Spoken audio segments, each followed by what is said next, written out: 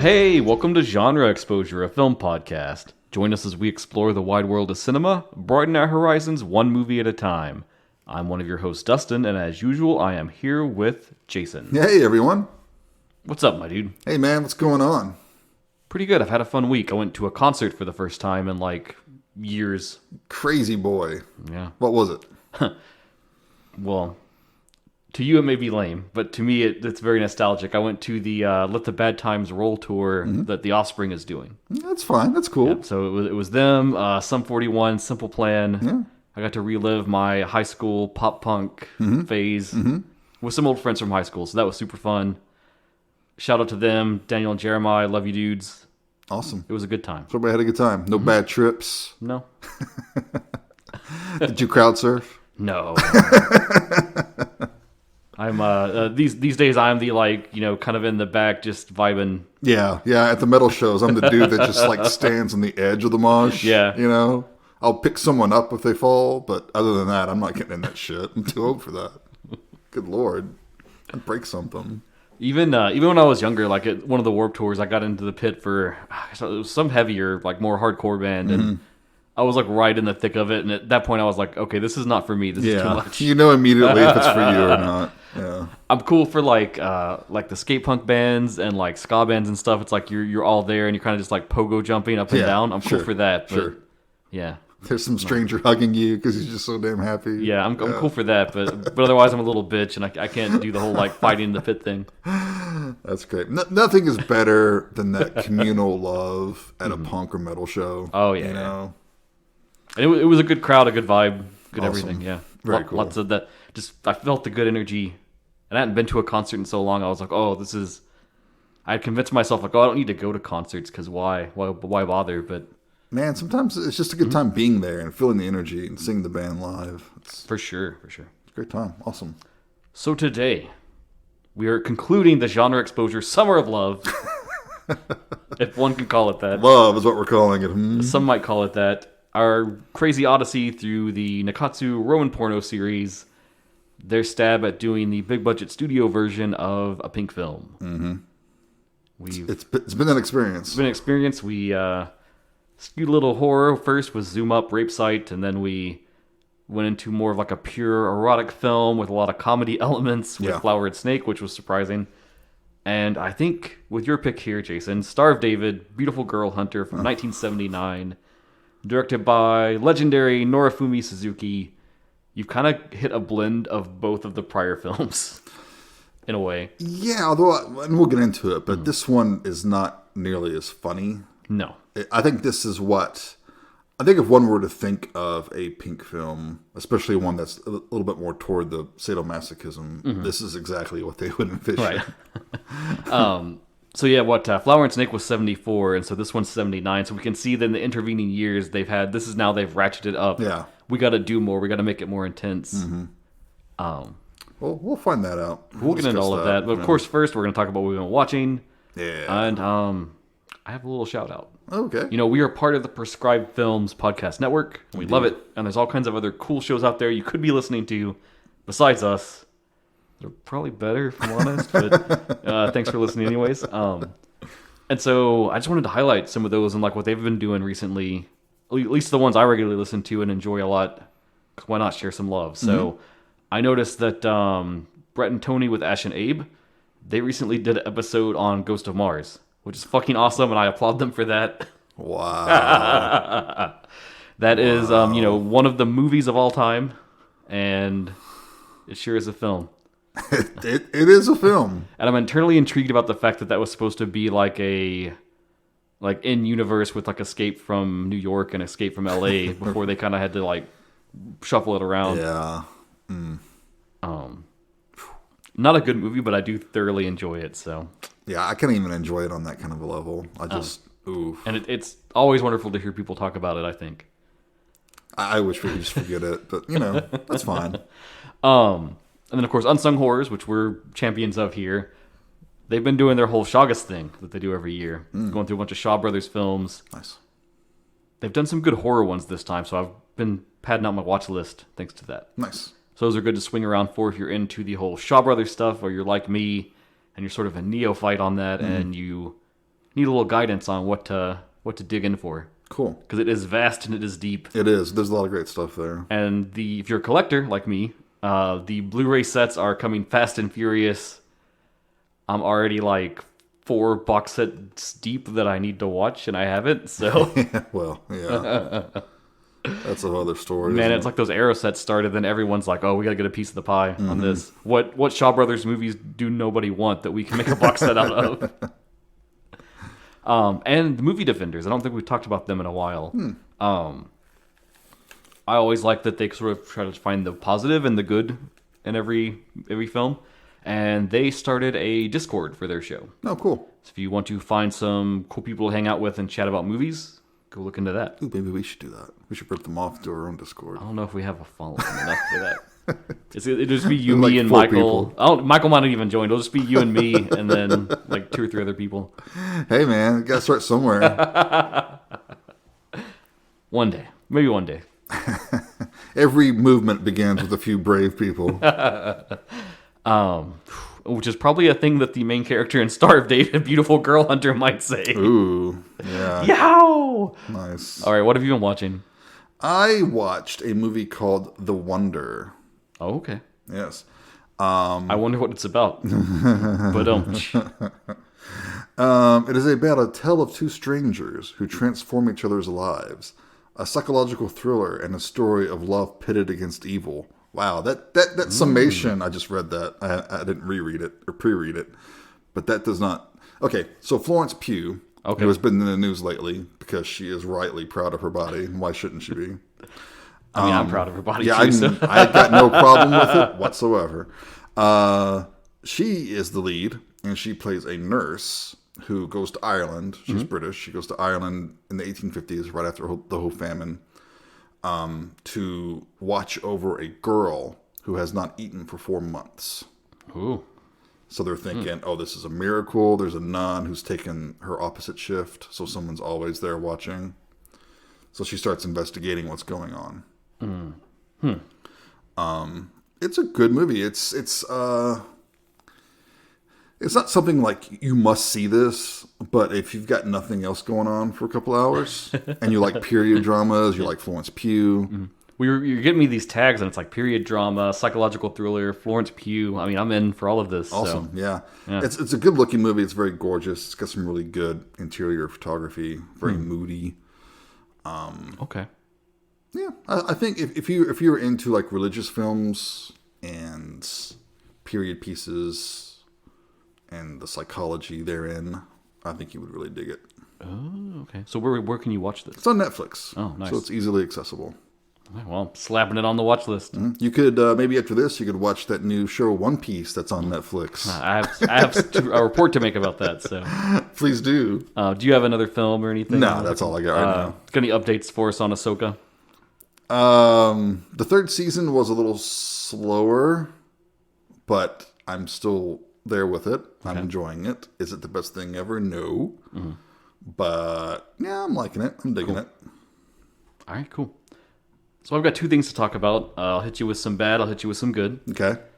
First one, I'm sad to report on this one. So I finally watched Cocaine Bear. Okay. It was late at night the other night, and Tiffany wanted to watch it, and it's streaming now. Is it on Prime maybe, or Hulu, or It's one of those? something, yeah. It's easy to get at. But yeah, we were like, oh, we should finally watch this because we missed it in theaters. Kind of glad I missed it in theaters because I'm going to be honest, like, when you watch the trailer, right, it's a certain type of movie. Yeah. I think you know if you're going to like it or not. And I thought I might because I saw like one of 2 possibilities. Like possibility 1 is it's legitimately a really funny movie that just happens to be low budget. Or possibility B is that it wanted to be a really funny movie, but it's really bad, but in a bad way where it's like it's so bad it's funny, and it still works. Right. And it was not either of those things. No? Okay. No. Very, very weird in a way where like there was a lot of like plot details and like character stuff going on that was like way too much for this kind of film. And like people just like referencing like they were literally just like barfing out their relationships and their connections to people. It is not a subtle film. No. And you know, I mean, the CG bear looks bad, but it was never okay. So like, let me say like a Birdemic, right? That's so bad it's funny. And this one was like, it wasn't bad enough to be funny, but it also wasn't good enough to be good on the visuals. Sure. So it was just kind of there. Okay. Right? Yeah. And you and I have talked about this before, like the whole like idea of stopping a movie. And you've done it before. You've talked about it. Mm-hmm. And my stance has always kind of been, I'll never stop a movie. Because why? If I'm already in a little bit, I'm just going to keep going. No. So probably for the first time in like 20 years, we stopped this movie not even quite halfway through. Wow. And just gave up on it. Okay, so you didn't finish it. No. Was not amused, was not entertained.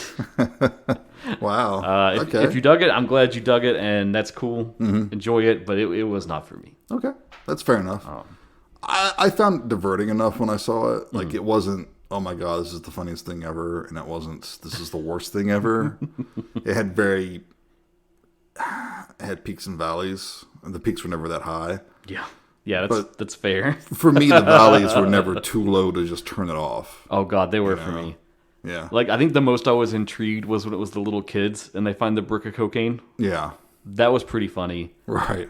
But then everyone else, I was just like, fuck these guys. Yeah. No, I get your criticism, and I think it's perfectly valid. It's definitely the sort of movie you want to see with people and having a few beers. Mm-hmm. It's nothing. Yeah. The joke's in the title. You know what you're getting. Yeah. Everything's in the trailer. Yeah. It's one of Ray Liotta's last movies. Which is a little sad into itself, but, Oh. Okay. So now I'm going to hit you with some good. Okay. Which may be burying the lead a little bit. So I checked out some of the new One Piece live-action adaptation from Netflix. Mm-hmm. If you know anything about anime at all, One Piece is one of the biggest and most enduring and beloved animes of all time. Kind of a lot riding on this live-action adaptation because that's sort of a thing that's trying to become like we take anime and adapt them now into live-action things. Especially Netflix. That seems like a viable little like money direction for them to go in. You think Cowboy Bebop may have... Unfortunately, yeah. Cowboy Bebop was the big like dip the toe in the water on that, and I guess it's fair to say opinions were mixed. If you ask me, it was complete dumpster fire that failed to even understand what was charming about Cowboy Bebop. Well, but, I think the fact that it didn't get a second season speaks volumes, Yeah. No matter how much they tried to pay every outlet to talk about how it was bold and innovative and improved on the anime, surprise, surprise, it was not good. So that leaves us with One Piece, right? Not only is it maybe harder to adapt, because to me, like, Cowboy Bebop was like a softball throw, right? It's basically like the right director and cast should hit it out of the park. We know that Star Wars exists. We know that Firefly exists. Cowboy Bebop is like somewhere in the realm of like the outer edges of Star Wars and Firefly. Right. So theoretically, you could do that and it would work and it would be fine. So then One Piece is even crazier, right? Because you've got this like sort of fantasy Age of Pirate setting. You've got people with all sorts of weird supernatural powers and like over the top anime bullshit that they do. Mm-hmm. So that's even harder. That's more special effects budget. That's more everything. And then just the scope of the story and the world and the characters and everything else. It's such a much more daunting thing to adapt. And we've also seen in the past when a show like this does get an adaptation, you just have to rewind the clock a little bit and you get Dragon Ball Evolution, which is one of the cringiest and just most saddest things to ever exist. I heard bad things. Oh, yeah. Whew. So then it's like, where does this fall? How does it chart out? Right. And I'm proud to say that I actually think it is not only just very good, but extremely good. Really? Okay, I'm shocked. I thought you'd be shitting all over it. It's super faithful to the source material. Okay. Now, the one criticism I'll give it is that it's very rushed. But I mean, that's going to happen, right? So their first season adapts the first season of what would be the anime's, first. So in the anime, that was like 54 episodes or something. Damn. And that's like, the 20, 25-minute episodes. And they adapt that in 8-hour episodes. Okay. Well, there's got to be some fat to cut from those 54 episodes. It's quite a lot. And if you're a One Piece anime fan, then you probably know, like me, that most of those episodes start with like 5 to 10 minutes of recap. So, wow. Okay. Got a lot of room to spare there. But no. I mean, it is a little rushed. You do feel that pacing of like, it's just like boom, next thing, boom, next thing, boom, next thing, boom, next thing, just boom, boom, boom, boom, boom, hitting all the beats. But it's never so fast that you can't understand it if you haven't seen the source material. Okay, so this would be a good way for someone to watch The story, not having seen the cartoon, maybe they're not interested in anime. Right. Maybe they don't have the time to spend to watch the entire show, which, I mean, how many episodes are there? We're multi-hundreds at this point. So. Right. And that's where I think there's the value in this, is that you can watch this, and then did you really like it? Well, then, surprise for you, there are book upon book upon book of manga, or just endless hours of anime that if you want to go deeper, you can check out that version and see like the full, character depth and all the backstories and everything else. Sure. Well, there's some people that just will not watch a cartoon. Right. It doesn't matter, especially in America. People are the way. But I was amazed, like they got all the effects right, and the casting was like, ooh, it's so perfect. And I think the big difference here compared to Cowboy Bebop is like, with Cowboy Bebop, the original director, kind of creator of it, Shinichiro Watanabe, he made some comment about like how he gave his blessing and he thought they were doing a good job or something. It seemed very much like a PR speak kind of thing. Right, sure. So I don't think he was actually that involved. Mm-hmm. With One Piece, Eiichiro Oda, the creator of the manga, he was involved like every step of the process. Okay. They were bouncing ideas off of him because they were being like, hey, we have to like trim this down. We were thinking of doing like this and this. What do you think? And he'd be like, well, maybe you could try it this way. Every person they cast for the central cast, like the main characters, they ran by him and got him to sign off on. And that's one of the things, like if you look, it's a very multicultural cast. And it actually came from Oda, because he was like, hey, if you look at my manga, they all kind of look just like the same, really, because that's just my manga art style. But when I conceived it, I imagined each of them were like a different ethnicity from around the world. So if you could cast to that, that would be like the best way to realize that in live action. So you're saying this live action show is woke? It's actually, but in a way that's like it's good, because it's like it's what he wanted in a way almost. And apparently, how dare they cast a bunch of different. Apparently, even some of the like plot changes they made were ones that he pitched at them to do. So that's cool too. But I really wanted to highlight Anaki Godoy, who plays Luffy, the main character. He is like so perfect to embody that character. And I think there's even a meme going around of like him smiling really, really big, and it was from this like behind the scenes thing where he got to sit down and talk to Oda, and he actually said like, you are the perfect Luffy. I could never imagine anyone else playing this role. Nice. Which is like a huge compliment to come from the creator of the series. Yeah. If you don't know it is a like shonen-y style manga anime where it's like in the vein of like Dragon Ball or Naruto or any of those, where it's like a big, long, ever-going quest, and it's in this world where it's like the age of pirates, and they're all seeking to find this great treasure called the One Piece, and you follow Monkey D. Luffy, who's just random kind of no-name kid who dreams of finding that treasure and becoming the greatest pirate in the world, and by happenstance sort of recruits different crew members, each with their own backstory, and they sort of become a pirate crew and set on an adventure. So if this becomes popular, does that mean I'm going to get my Pirates of Dark Water live action adaptation? I don't know how many people remember that besides us, so probably not. I bet there's a lot of people out there that remember Pirates of Dark Water. It's awesome. Dude, Pirates of Dark Water is dope. Yeah, it's great. But yeah, like they get the action right. They get even like, so Luffy's thing is that there's this thing in the setting called, I'm not going to explain everything, but there's this thing in the setting called devil fruits, and if you eat them, they give you like a supernatural power. So he's eaten one that makes his body into rubber. So a lot of his attacks involve like stretching, or like he'll wind back up and throw a big punch, and it's like super strong because of the stretching ability. Sure.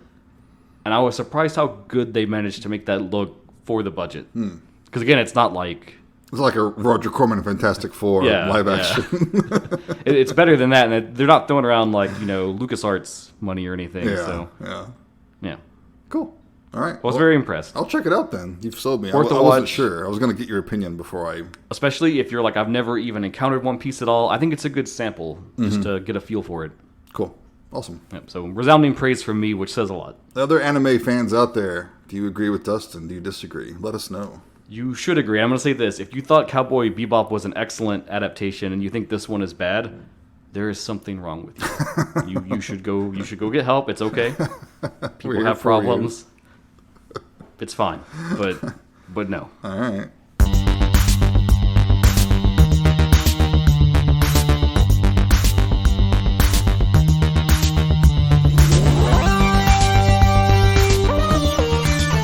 All right, so today, to wrap up our Roman Porno escapade, we are talking about Star of David, Beautiful Girl Hunter from 1979, directed by the Norifumi Suzuki. Indeed.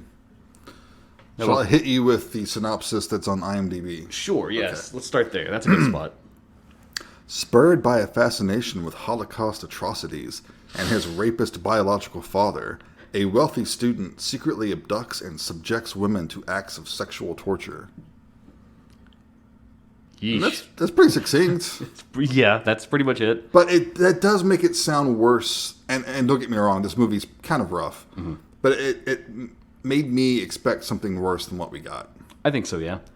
It kind of had the same effect as like the legacy of Flower and Snake. I had a certain thought going in. Mm-hmm. And then the synopsis of this one, it did the same thing to me where I had a certain thought in my mind going in. Right, yeah. Like this never veers into Nazi exploitation, which I thought it was going to. Which is interesting. We probably need to get into that a little bit, but... yeah, we do. We should do a block on that eventually. Sometime. So we'll start with genre, and then I get a little background. So what genre is this one, besides being a pink film, an erotic film? And... That's just it. I think this is like probably the ultimate pink film, you know? But, I mean, drama, obviously. Psychological thriller. You could probably apply that to it. For sure. But I think of the three that we've watched, this is the most trying to be exploitation and erotica, you know? For sure. So IMDb also lists horror, and I think that's fair, but I'm going to add a little caveat to that. And that caveat is gothic horror. But not enough. Perhaps I wanted more, and we'll talk about that. We'll talk about those elements as we go. Yeah. And then I wanted to bring it up is like, should we give this the extreme tag? You and I were talking about that as we were setting up our equipment, but yeah, I think you said it was borderline, and I agree with that. I think if you haven't delved into a lot of the more extreme films out there, this is definitely one that can fit that category. But again, I expected worse than what we were going to get. Yeah, if you're deeper into extreme cinema, and then you come to this, you're going to be fine, I think. Yeah. But I mean, we should say, we said it for the whole block back on the first one, but, you know, content warning on this. Right, yes. A lot of rape, a lot of humiliation, a lot of abuse, Nazi imagery, and idolizing going on the part of one of the characters in the film. Yes, it is not for the faint of heart. Very reprehensible. Know your limits, know what you're cool with. Mm-hmm. I do think that there's a lot of interesting stuff here going on as far as the construction of the film and other elements. So I do think there's value here. It's not like if you go looking at reviews of this, you're going to find people that are like 1 star, this is worthless trash. This is not trash. And I think that's very unfair. This is too well made to be trash. Mm-hmm. So let's get into it. This is kind of the epitome of that whole statement about pink films in general. That's like you had this medium, but within that medium, you had so much freedom that you could really play with all the elements of filmmaking. Yeah. So first I want to talk about the director. Okay. So Norifumi Suzuki was born in 1933 in Shizuoka. He dropped out of Ritsumeikan University's Department of Economics and then joined Toei's Kyoto studio as assistant director in 1956. And he worked under some other notable directors like Masahiro Makino, Tai Kato, and Tomo Uchida. He made his first screenwriting debut on Kokichi Uchide's 1963 film Zoku, Tenamonia Sandogasa. He made his directorial debut a few years later with Osaka Dokonjo Monogatari Dorai Yatsu. Sounded good. Yeah, it's quite the title for a film, which I am not familiar with, so I can't really talk much about it. At the behest of Toei, he wrote the script for a female gambler film. This was like a popular style kind of in the 60s that they had, where it would be sort of like feudal era, and it would focus on like a gangster woman or a gambler that would get mixed up with the Yakuza and stuff like that.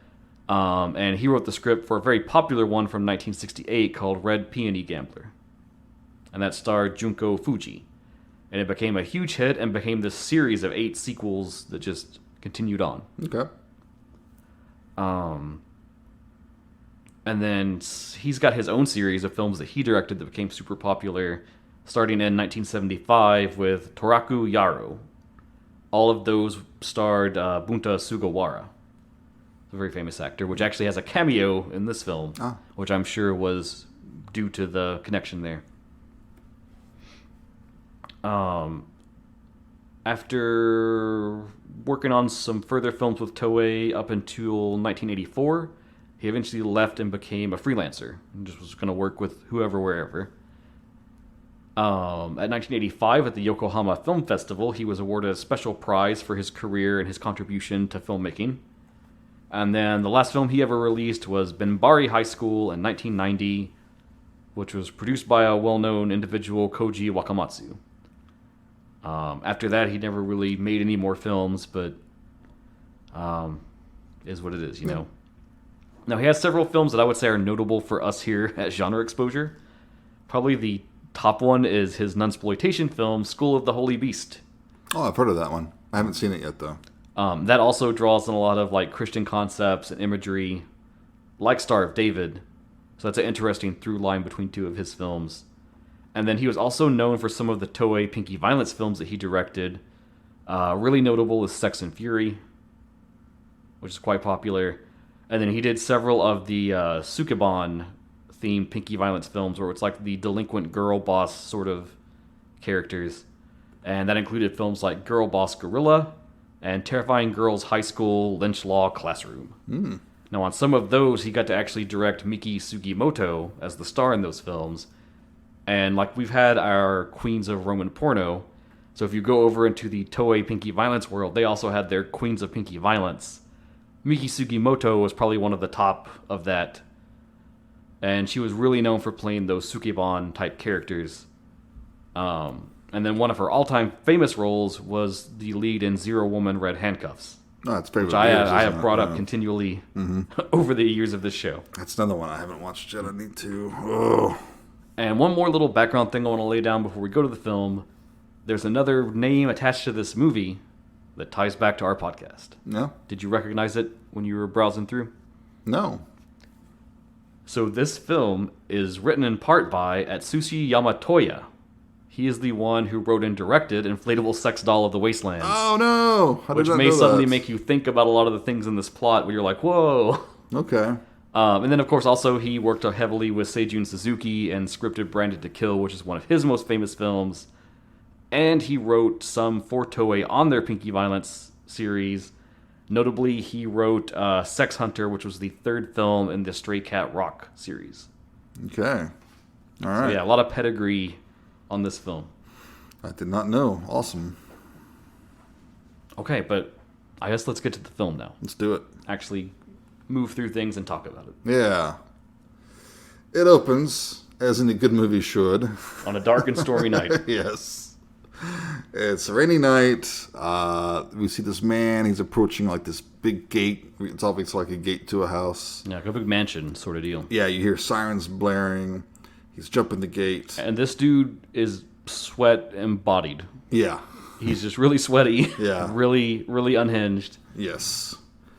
And we find out on a radio broadcast that we shortly hear that he is an escaped murderer and rapist named Ginpei. Yes, Ginpei Hirokawa. Yes. Played by Shohei Yamamoto. And you got to give him props for this role because he goes nuts. He goes there. He's crazy. Yeah.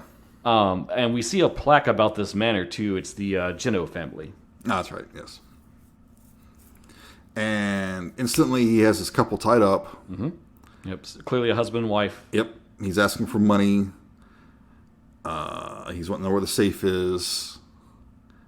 And as he's going around looking around getting the money from the safe, he catches the wife trying to make a phone call. And she's all tied up, and she's got like a pin in her mouth. She is very fucking resourceful because to get the pin and do that, she almost gets the call off. She almost gets it, yeah, because it's the old rotary phone, right? Yeah. So it's taken her a while, painfully long time.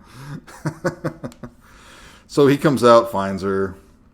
Oh, before this too, I wanted to talk about a line that Ginpei says. Oh, right, yes, yeah. yes. As he's kind of fleecing them for the money, and the husband is like protesting, which we later learn he is Yasuhisa Chino, I believe is his name. Yeah, he's a professor. Yeah, played by Hiroshi Nawa. He's a professor, and Ginpei tells him, "Well, don't worry, I'm not going to kill you. You served in the war just like I did."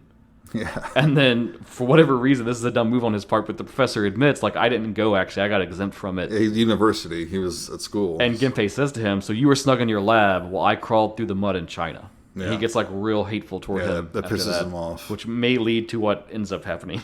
Yes.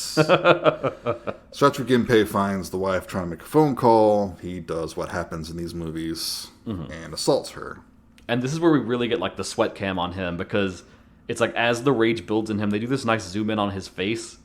And the dude, just like every inch of his face has droplets of sweat on it. Yeah. And you can see like his eyes are just fucking insane in that moment. It reminds me of the boss from the previous movie. Oh, just, just the way he is like contorted. Yeah. And it's like his lust has deformed him somehow. Yeah.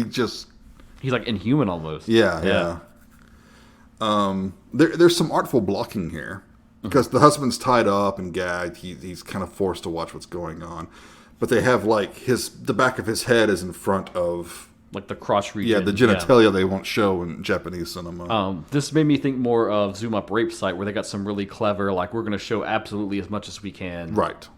But stop right at the line. Yeah.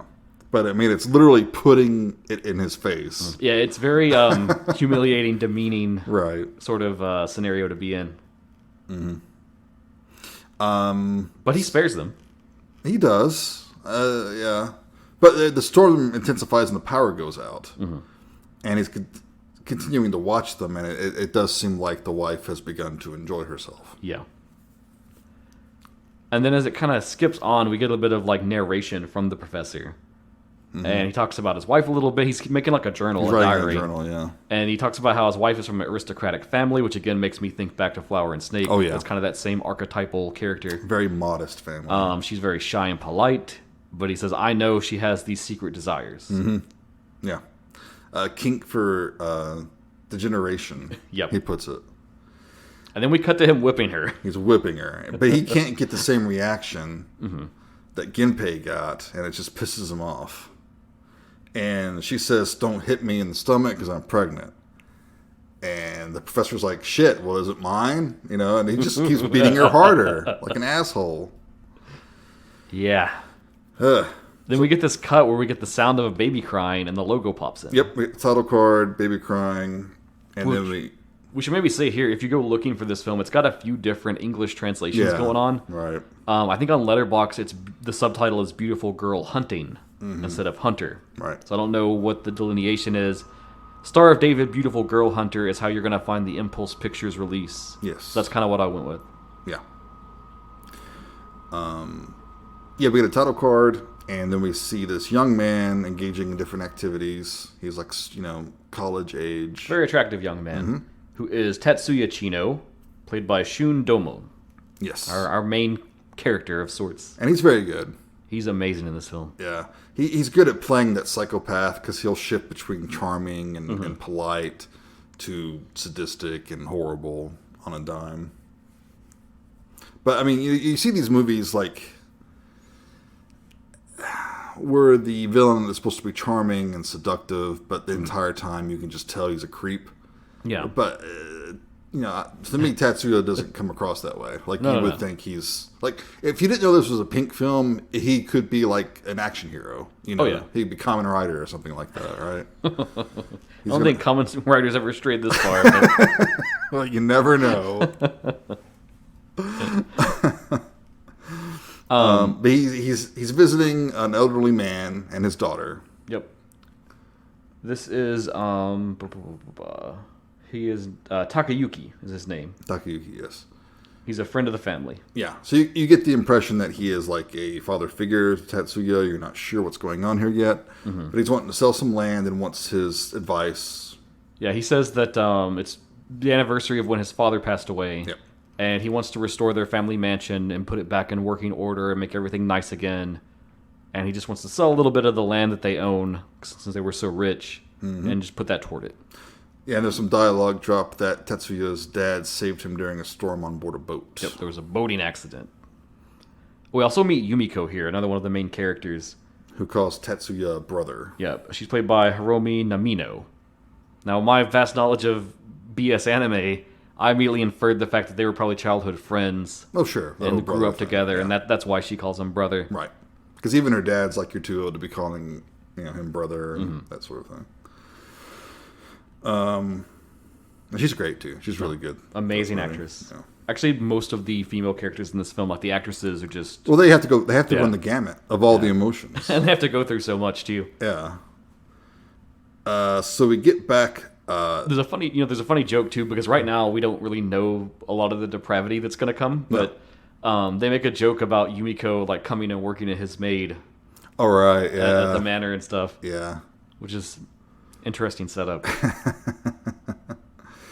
Once Tatsuya's by himself, he's kind of talking to himself, and he's calling the man an old fool because he's got so much more money than he thinks. Yep, he says he has nearly 4 billion yen. Yeah. And that he's only going to lose a small fraction of that to sell the land, and no one else will be the wiser. Mm-hmm. And we get some flashbacks to the professor beating Tatsuya up when he was a kid. Yeah, because the old professor could never be quite sure whether it was his kid or Ginpei's, but something about the way he looked, he was just like, it has to be the rapist. It's not mine. And he's a real shit. He's beating terrible the to kid him. up, knocking him around, kicking him. There's even a scene where he says, those are the eyes of a killer. Yeah. And also... and the mother's doing what she can to protect him. But unfortunately, she's not spared from the abuse either. No. We get a scene where he's brought in one of his students, I presume, and he's making the mother watch as he has sex with her. Yeah, she's tied up. Kind of in an inversion of the original scene from the start of the film. And Tetsuya sees this. Yeah. As a kid. And what we learn is that was kind of the act that broke her, and so she committed suicide. Yeah, it's like a sharp cut, too. Like the music cuts out and everything. You just see her look kind of hunched over. And I think it's a pair of scissors, right? That she's like stabbed in her throat. It kind of looked like the scissors you would use if you were doing like the flower cutting sort of stuff. Right. But definitely some seppuku type imagery there. For sure, yeah. Really like I said, emotionally powerful moment, I think. Yeah, because you're not expecting it. It just happens. Because kind of like my first assumption was like, oh, I guess they both died in the boating accident. And then you find out this little element to it, and it's like, whoa. Right. But in the wake of this, he finds his father's diary. Yeah. And he reads through and he learns everything that's happened. He learns about the fact that this Ginpei dude is probably his father. And basically the whole point of this diary was that the professor was, one, wanting to punish his wife more. And he was also in this back and forth struggle in his mind of like, is Tatsuya going to be evil? Yeah. Because of Ginpei's genetically like inheriting that down to him. Right. It's basically the whole nature versus nurture argument. Yeah, I'm sure how he turned out has nothing to do with the way the professor was treating him the entire time. That's no. That won't have an adverse effect on him. It can't.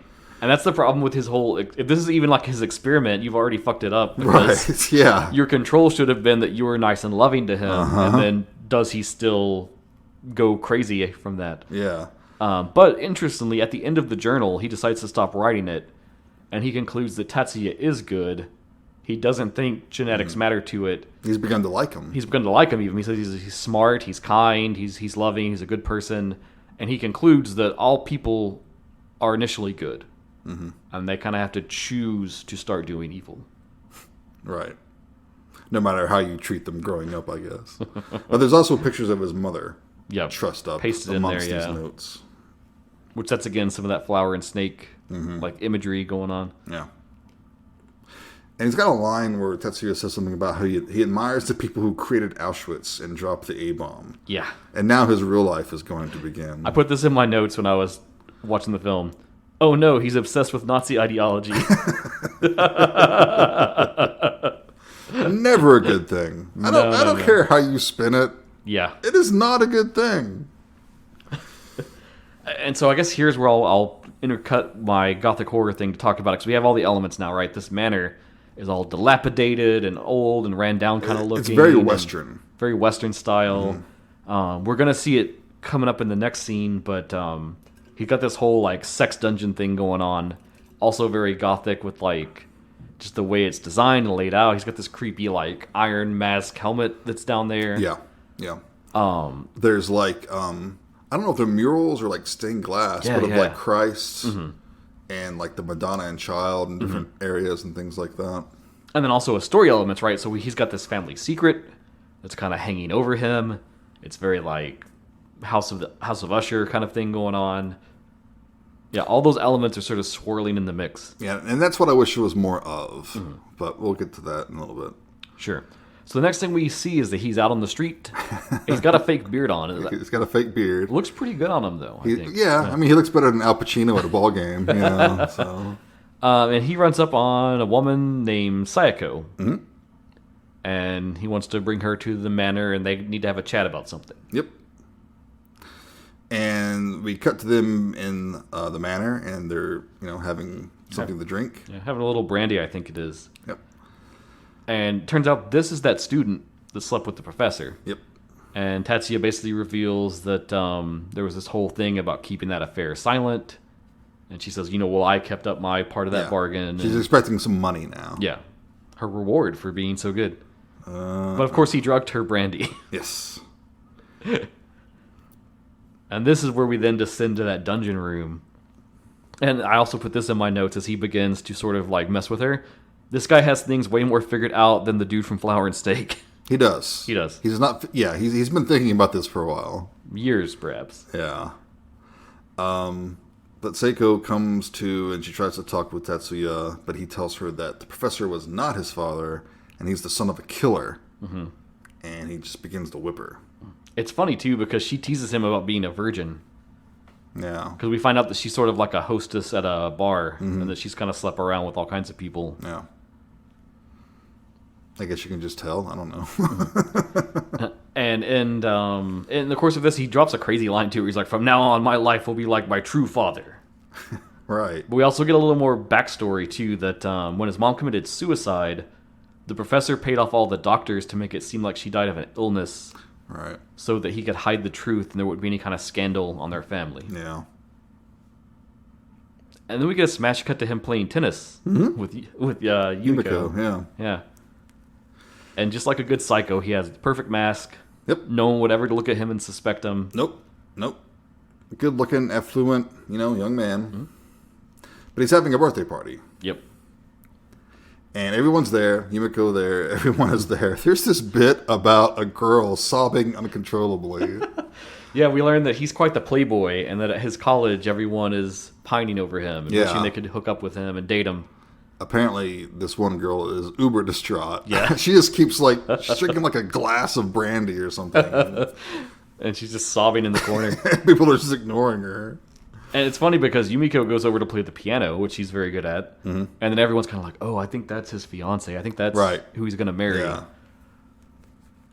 But while she's playing piano, he goes down to the cellar. Well, it's funny because he talks to her father, Takayuki, and he says, hey, I'm going to go get one of the really old bottles from down in the cellar. I'll be right back. Yeah. I'll give you the good stuff.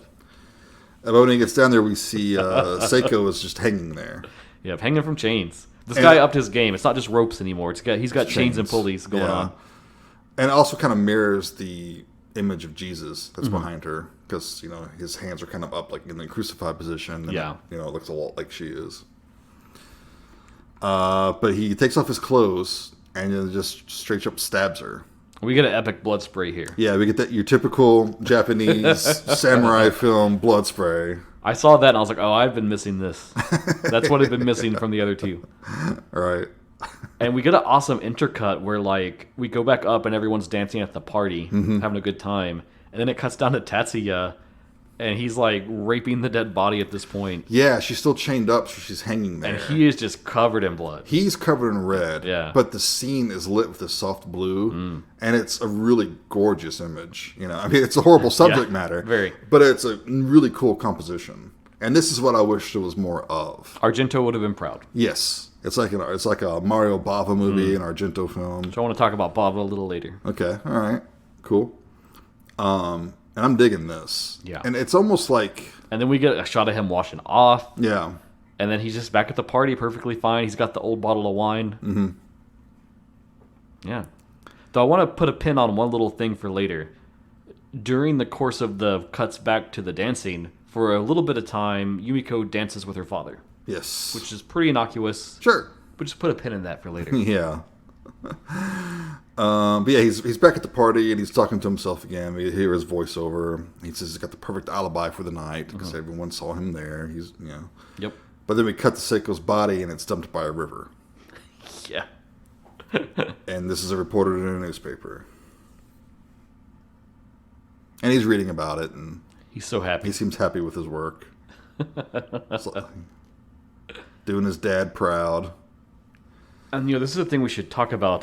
This is actually based on a manga by Masaki Sato. Mm-hmm. Most of his manga were in this vein. I don't think he did too much. But I think now at this part in the plot is where you can kind of see it was a manga originally, because it gets almost episodic. Yeah. Where it's like he finds a new girl, becomes obsessed with her, abducts her, goes through the motions with her, and we see how that plays out. Mm-hmm. And so that's kind of like if it were a manga, that's like each chapter as you're progressing through the story. Yeah. And that leads to one of my complaints about the movie. I do think it's a hair too long. Or maybe I got used to the 75-minute runtime from the other films. Yeah. Well, Rape Site was like, 70 minutes, I think. Yeah. All killer, no filler. But yeah, this one's like 100 minutes, I think. Yeah. So it's pretty beefy for a pink film. Mm-hmm.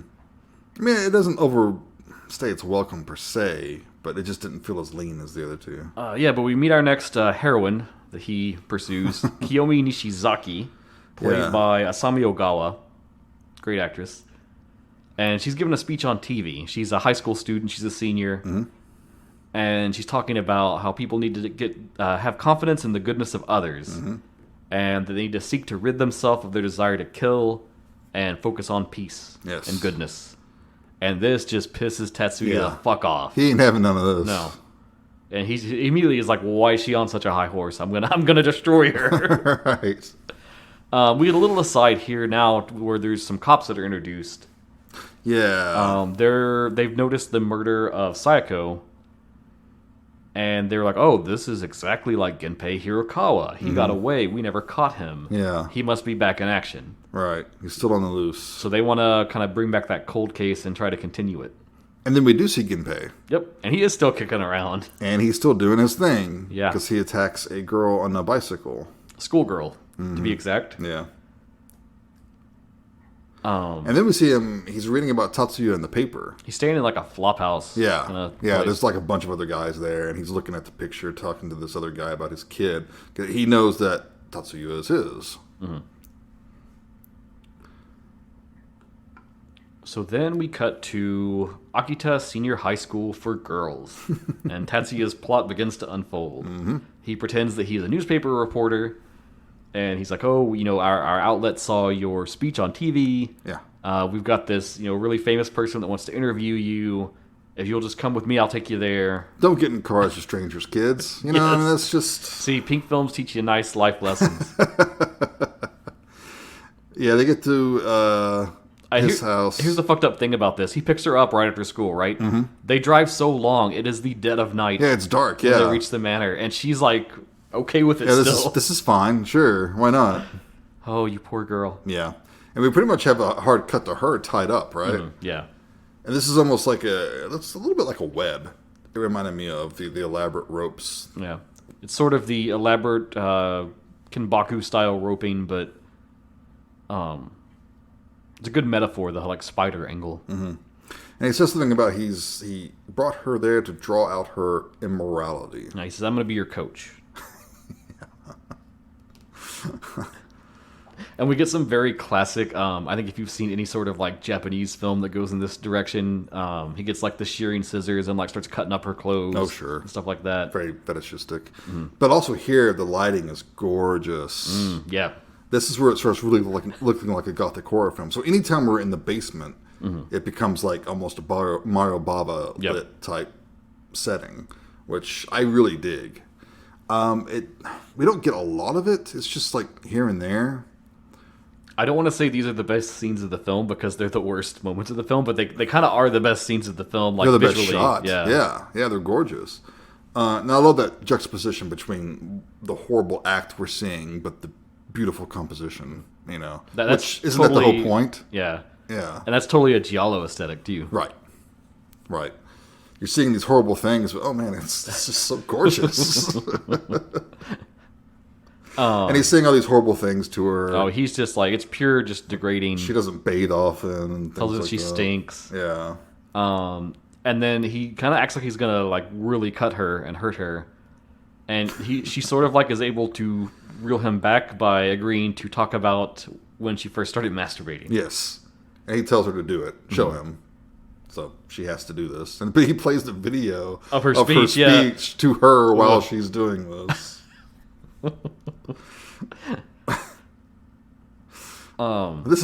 This cannot be an easy role for these women to play. No. I mean, it's just... Yeah, I don't know. I mean, we've seen, of course, in Western films, too. Lots of, plenty of films have treaded the same ground, but... Yeah. They definitely deserve to be immortalized for their performances. Absolutely. And he drops a line here, too, that's like one of his mantras, which is, destroy their bodies, crush their spirits, ruin their hearts. Yeah. Now, that might be familiar to you. Where did that come from? Well, we get a flashback to learn where he picked up that little line from. When he was in high school, they had a little history class to learn about the cruelties of war and events like World War II. Mm-hmm. And the professor teaches them about Operation Night and Fog, which was the plan to annihilate Poland from the map. Yes. However, while everyone else is kind of like, oh, this is disturbing, Tatsuya is leaning in on his desk and is smiling. He is gazing intently at all the images. The professor talks about how, they made them wear the Star of David. Mm-hmm, to mark them. And that's where we get that connection for the title of the film. Right. Because he's really enamored with this idea of, like, marking the person as... Yeah. I put a little thing in my notes here about, nothing about Unit 731. Well, we'll talk about that in a little bit. Okay. I think there's something thematically important about that. But yeah, so after the class, he's walking home with a buddy. And his buddy is like, whoa, that was really intense, wasn't it? And he's like, yeah, it was great. And he's like, what are you talking about? Yeah. And then he's like, I don't know why you would be so into this, Tatsuya. You always hated people with like power and abusing that and, all that. And he says, there's something I hate more than power. It's the masses. Yeah, right. And then in his little like narration of this flashback, he says that since that day, Night and Fog became his Bible. Mm-hmm. And he said, I determined that I was cursed with life and I needed to get even. And we see him furiously masturbating to pictures of the concentration camps and things like that, too. But this is just like every neo-Nazi, like, just a stage in their life. Yeah, it must be. Being a fucking loser in the floor, jerking it. Yeah. Like, you're not supposed to laugh at that part, but I did laugh, because I was just like, man. Yeah, well, it's the epitome of, how much lower can you go, Also, props for them to, like, the smash cut to the page and then, like, the spurt just hitting it. All fluids in this movie are constantly, like, 500 PSI. Yes. They literally probably, hey, bring in the thing that did the blood spray for this scene. So then we go back to... Kiyomi. She's just hanging around, Yeah. She's just hanging around, literally. Yeah. She's starting to develop Stockholm Syndrome, though, because now the second he walks in, she's like, hey, I'll do whatever you want. Yeah. Just let me down. Doesn't matter. Right. And we have a scene with him hanging out with Yumiko, and he tells her that he has a pet bird that is pretty but won't obey him. Yeah. But lately she's become friendlier. He thinks he's working out the problems. Yeah. And Yumiko says... She's kind of coming on to him. Yeah, she's very flirty with him. And she's like, if I lived with you, I would obey you, and you could hit me if I didn't. Mm-hmm. And he's like, oh, really? But it's also funny, though, because she tells him that he's a little too gentle. She says, that's the problem. That's why you can't tame the bird, is you're a little too gentle.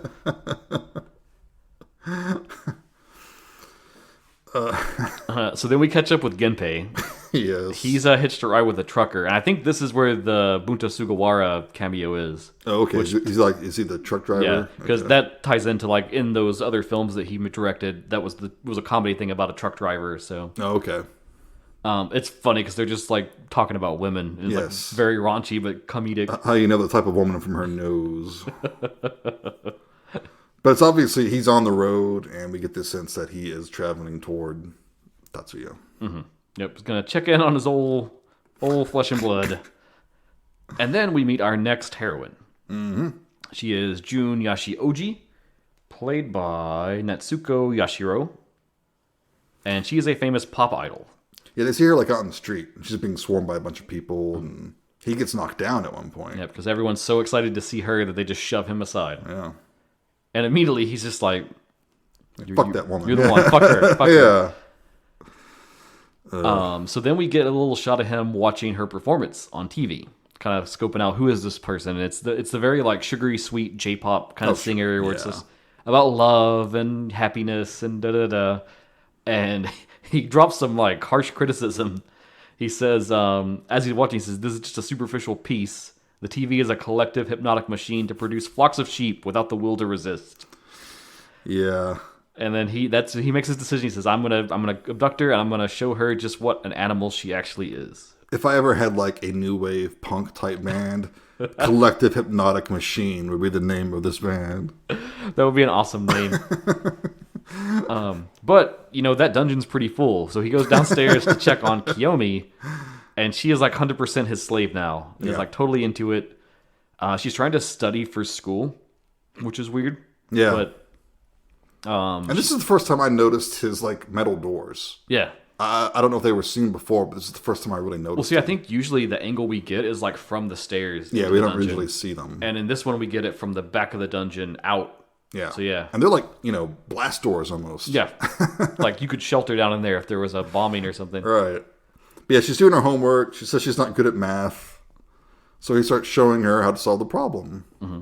He's like really weirdly kind to her. Mm-hmm. And then she starts begging him for sex. Yeah. She says, "You can treat me rough and then I'm your slave." She has this banana that she's like sucking on. Yeah. And she says that she's a lecherous pig. And she's doing this. And he asks if she wants to go home. And she says, "No, I want to just stay with you." Yeah, don't make me leave.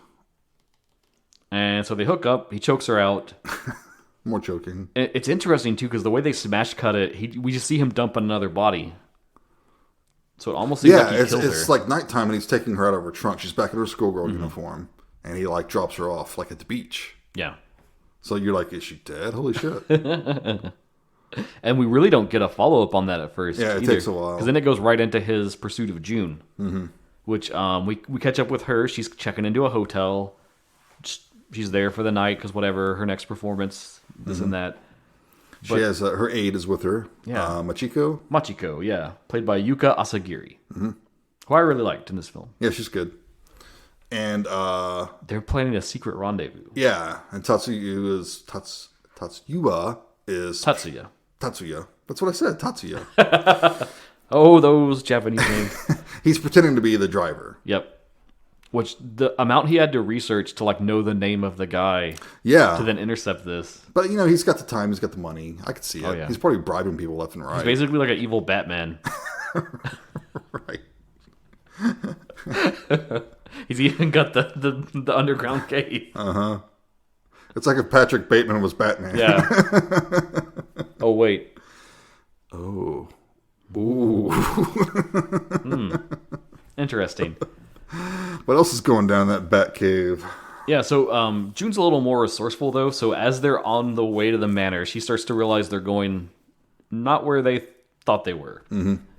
And they try to resist, but he pretty swiftly subdues both of them. Yeah, he's got chloroform or something. He just knocks Machiko the fuck out, like Dexter. Yeah, he does. He just decks her, yeah, and then uses the chloroform on June. And then we catch up with Kiyomi. Yeah, there's a radio broadcast. Yeah. She's not dead. She was found alive, wandering, and was returned to her parents successfully. And yeah, the story is she said that she had to get away due to the stress of her exams. Yeah. So she just kind of ran away for a little while. Yeah, her story is basically just that she had like a panic attack and like flipped out. And, yeah. And which is Tatsuya interesting. is hearing this and just smiles. Yeah, because it means he's like totally warped her mind at this point. You know what this reminded me of? The Poughkeepsie tapes. Yeah. Yeah. The way that she started really identifying with the killer and couldn't do anything without, and that it lingered even after she was freed. Yeah. Right. Which I guess, it's a thing that happens. Yeah, it is a thing that happens, unfortunately. And we still don't really know what's happened with June and Machiko, because the next thing we get is Tatsuya out horse riding with Yumiko. Yes. Which I think, to me, that was kind of like part of his cover building. It seems like usually anytime he thinks he needs an alibi, he goes to hang out with Yumiko. Mm-hmm. And then that sort of blows over the situation. Yeah. Yeah, and it's obvious that she wants to smooch and everything. Yeah, we get this intimate moment it's like where... a romantic riding scene. Yeah, they ride together, and she's like leaning into his back, and she asks what he thinks of her. And he says, well, I've always loved you. And then she just sort of tackles him and is like, oh, take me now. Yeah, let's do it now. Yeah. But he's obviously not up to it. Mm-hmm. And she says something about there might be something dark in her heart. And she rides away. Yeah, he kind of says it like I love you, but my heart's here. Like he can't give her his heart for some reason. Yeah. And she infers that that's like there's something holding him back, and she's like, well, there might be some darkness in my heart as well. Another little ominous breadcrumb there. What's going on there, huh? Meanwhile, we catch back up with Jun and Machiko, and they're in cages. Yep. Like you do. Separate cages, wondering how many days it's been.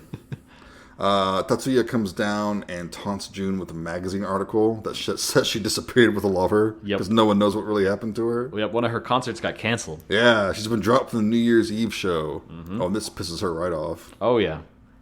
And he tries to get sort of fresh with her a little bit, but she immediately shuts that shit down, and she's like, if you rape me, I will bite my tongue and kill myself. Yeah. Full stop. So then he starts being nicer to Machiko. And he pits them against each other. Yeah, he lets her out to go use the bathroom. He's like putting a robe on her. Tells her she's beautiful. So she could take a shower. And if she's nice to him, she'll let her live. He'll let her live. Yeah, he says, if you go along with me, I'll let you live. So then they go full force flower and snake mode on Jun, really like bind her up and force her to watch them having sex. Yes. But wouldn't you know it, Yumiko interrupts. She shows up at the front door wanting to visit. And again, he does this super smooth thing where he just like locks everything down in the basement, freshens up, comes to the door. Yeah, he just puts on another face, pretty much. And so they're just, having a drink together. They're reminiscing about their childhood and all the fun they've had over the years. And she's like, oh, hey, can I see your pet bird? And he's like, no, I decided in the end to let it go and just let it back out into the wild where it belonged. And he says, I think that's what I want to do. I want to rehabilitate these birds and then let them go free back into the world. He says he's got 2 more, right? Yeah, he says, I've got 2 more now I'm working on. And then she's like, oh, well, have a nice day. Boop, boop, boop. She leaves, and he just right back down to the dungeon. And Jun and Machiko are having a conversation, and Jun's telling her that, remember, you're nothing more than my aide. You're beneath me. He's treating you nice, but you're not better than me. And you can see it in her. This is where I thought this was like, she's maybe the best actress of the bunch. The change in Machiko's face in that moment. Yeah. Like, you can see, like, a switch is flipped. Oh, yeah. And who knows how many years she's had to endure all this abuse from Jun and just being treated like crap, and she's just her little attendant. And everyone worships Jun. No one pays any attention to her. Yeah. Tatsuya comes in with some food, but Jun throws it, so he whips her. And he starts making her sing, too. Yeah. And then he looks at Machiko and he's like, hey, you whip her now. Yeah, because she won't say that she's nothing but a dark pig. That's what he wants her to say. She won't do it. So, yeah, he gives the whip to Machiko and says, you get her to say it. And she just starts going to town on her boss. You can just tell every slight, insult, everything. Yeah. She vents it all on her with that whip, man. Like, oof. Yep. And she has this great, like, villain turn look to her where her hair kind of falls forward. Oh, yeah. And half her face, one of her eyes is covered by the hair. And there's just this cruel look on her face as she's just laying into her. It was a really great visual. Yeah, she looks pretty hot there, too. That's not just me, right? Hey, listen, there's no judgment on this show, so... Then we get another scene with the useless cops. Oh, but before that, though... What? Ultimately, Jun does break. And she recites the line. She does. Then we get the scene with the cops. Yep. And they're kind of... The little subplot doesn't really go anywhere. No. It's kind of a waste of time. This is where you could shore up this film, I think, a little bit. Yeah. But basically, they're chasing down Ginpei. Yep. They found out about the flop house, but he's already gone. Yeah. So now they're trying to trace where he went to next. Yeah. Then we get an interesting scene. This is like one of the most interesting scenes of the film, I thought. We get a shot of just Tatsuya kind of wandering around the town. Yeah. And there's a bunch of schoolgirls milling about because they've been let out of school. And Kiyomi is there. Yeah, he notices Kiyomi. And she is just thriving. She's carefree. She's super happy. Her friends say that she is prettier and better at math now since she got back from her trip.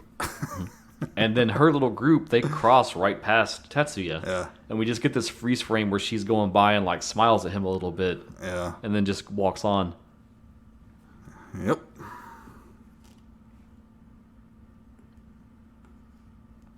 Then we catch back up with Jun. And... Who's eating from a bowl on the floor. Yep, like a dog. But there's a table down there now, and Tatsuya and Machiko are just having a normal dinner. Yeah, nice meal. Mm-hmm. And Machiko says that she wants to fuck in front of the pig. Yeah. But while Tatsuya is distracted by this, June grabs a stool and whacks him in the back of the head with it. Mm-hmm. And she fucking bolts, dude. She almost makes it, too. She gets all the way outside, and he catches up to her. However, in that moment, Machiko also made a break for it. Yep. She don't make it too far either. She gets to the gate, and she gets out of the gate. And who does she run into but Ginpei? Yep. And it's almost like he immediately understands what's going on. He knows exactly what's going on, yeah. So he abducts her and brings her back in. Yep. And then it's funny because he calls the manor. Uh-huh. And he says, hey, I'm Ginpei Hirokawa. You probably know who I am. I'm your father. I found something of yours. I found something of yours. I knew you would be just like me. It's in your blood. Yeah. And so Ginpei comes to the house with Machiko over his shoulder. And this did not go the way I thought it was going to go. No? No, because Ginpei breaks down and starts fucking crying. Yeah, because he's feeding him and he's having some nice liquor and everything. And yeah, Ginpei's overcome with gratitude. Yeah, he's like, I thought I would come here and you might give me some scraps and send me on my way. And yeah, and he's crying and everything, yeah. And we get this comical scene where he gives him a room in the mansion to stay in. he's and like a little bouncing kid. On the bed. Yeah, and, he's like a kid. But then... but then he decides, you know what, I'm going to help you with your mission here. The two begin to bond. Yeah. They got to make up for lost time, I guess. Father and sons have hobbies. Some go fishing. Some might go to sports events or whatever. But some go get a German Shepherd. And chaos ensues. And they might lather butter all over a woman's body and have the dog proceed to... Yes. And this is another one of those pink film moments where they're very careful with the framing of the shots. We never see the dog lick anywhere that's right, too inappropriate. But even so, it's still... This is the one scene I think that would cross the line. Yeah, this is a lot. This is a whole lot. Yeah. It made me think about Black Emmanuel, that box that just came out. If you're going through those, you're going to run into some sketchy animal-related scenes. Emmanuel Goes to America. Yeah. Yeah. So... Beware of that. Be prepared for that if you've never encountered such a moment in a film. You're going to be like, okay. Yeah. I watched this one on my own. I spared Tiffany. I think this is where she would have tapped out on this film, probably. Is that where she draws the line? Probably.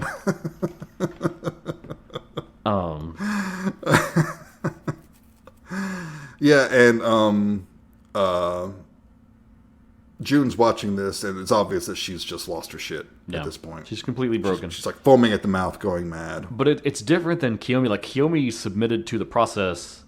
Yeah, this broke her. And then June is she's just given up on life. Yeah, her mind is just snapped. So ultimately, Tatsuya lets Ginpei take a turn with Machiko, and he wants to choke her out, and he just lets him, and they off her. Yep. But he has a special plan for June. Mm-hmm. Oh, and we get another scene with the cops after this. They find Machiko's body dumped in the woods. Mm-hmm. And we kind of see them looking at the house, too, at one point. Yeah. They're kind of surveying the surrounding property. Well, it's because they know from the cases and stuff that he went in that house in the past. That's true. So they're kind of could he be returning to one of his old crime scenes? That's the last time we see the cops. Yeah, Their subplot means nothing. It means nothing. You could cut the whole thing. If they would have made them bumbling cops or something, maybe it would be Last House on the Left. Yeah. So they take June into the city and just drop her off at a major thoroughfare area, and she gets up on top of a building. Yeah. In her underwear. Yeah. And it's just singing and spinning around and people are stopping and they're, that's it's June. Yeah. And she starts undressing and stripping. And all the women are crying out in horror, and all the guys are like, "Hey, what's going on here?" Hey, that's June. Whoa. And then Tetsuya has a fucking sniper rifle. Yeah. And just shoots her. Yeah. And there's this weird scene that she's supposed to be falling, but of course they film it there's some rear projection going on, and she's just sort of spinning around. And it works because it's very lyrical. Mm-hmm. I like the look of it a lot. Yeah, yeah. Clever bit of film work there. No. So yeah, he just shoots her, which is kind of unusual for these kinds of movies, but hey, Unusual that he could get away with that too, but again, this is the evil Batman. Yeah, so right. I'm sure he had already planned his getaway. He's got a batarang with a cable on it. He just... Yeah. And here we get another flashback that kind of finally fleshes out fully the formation of Tatsuya. Mm-hmm. And we learn that we see the scene of them going out on the boat. Yes. And it seemed like it was just a little like father-son boating thing. But then Tatsuya reveals that he knew the storm was coming. And he brought him out there so he could finally confront him about the death of his mother. And his father's like begging him to not go through with this. Mm-hmm. And that's where his dad makes that declaration. He's like, I believe that all men are originally good.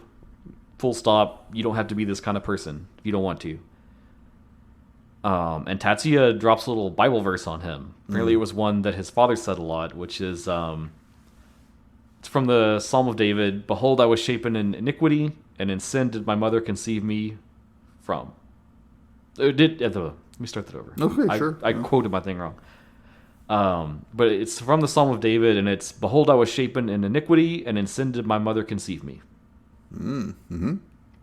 So maybe you shouldn't have dropped that on your kid before this time. But Tatsuya claims to him, he's like, we might both die in this storm, but if I live, I'm going to go forward in my life and pick the path that I want to live. Yeah, he says he wants to be like his real father who had the balls to defy God. Yeah, which, a heavy thing to say. And yeah, the professor gets swept overboard and drowns. Yep, and the rest is history. Yeah. So Yumiko shows up. Mm-hmm. Well, he's having this little reverie, and he's wearing the fake beard and everything. Yep. Because he had just shot June. Perfect disguise. But she's like, I would still recognize you no matter what mask you're wearing. Which kind of makes him hang, the use of that word, mask. Yeah. She wants to see... They're hanging out at his house. She wants to see the birds. But he says... Well, she tells him, too, that she wanted to come over and stay for a while, and that she left a letter for her dad. Right. And she says, let's go anywhere you want to go. Yeah. And he says, well, there's a world I want to show you. It's my world. Yeah. And then she's like, oh, I want to be a part of your world. And then, she asks about the birds, and he says, well, they both died, unfortunately. But now I've got one that's even more beautiful, and I'll never let that one die. Yeah, so he wants to show her the bird. Mm-hmm. Which turns out to be his dad in a cage. Yeah. And he picks her up and binds her. And before he does that, too, I'm sorry to keep... No, please. This is a good line, I thought. Yeah. He's very fixated on the fact that she wears the crucifix. Yes. And we've had it kind of drip-fed through the film that she goes to church regularly. And once he starts to bind her, he tells her, which one will win? The God in you or the devil in me? Yeah. And this is a really elaborate rigging he has here, too. It's like pulleys and chains, and it's forcing her... She's like sitting in a baby carriage. Which is weird. It's funny, too, because that's been there the whole time, and it's been just like a background accessory. Right, yeah. But yeah, so he starts to torture her for Ginpei's amusement, tells her that she's too pure, and he says, I'm going to give you your own little Star of David. Yeah. And then we tread back a little into flower and snake territory as we get some, I'm going to say excretion-related humiliation. Yeah, she just has to use the bathroom, pleads to use the toilet.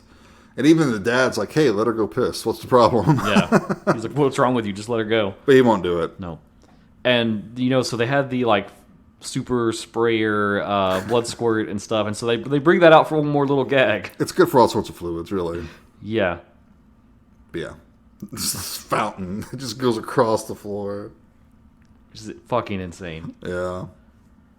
So then he, is continuing on with his torture, and then Ginpei's like, hey, tag me in. And I was kind of surprised that he lets him go forward with that.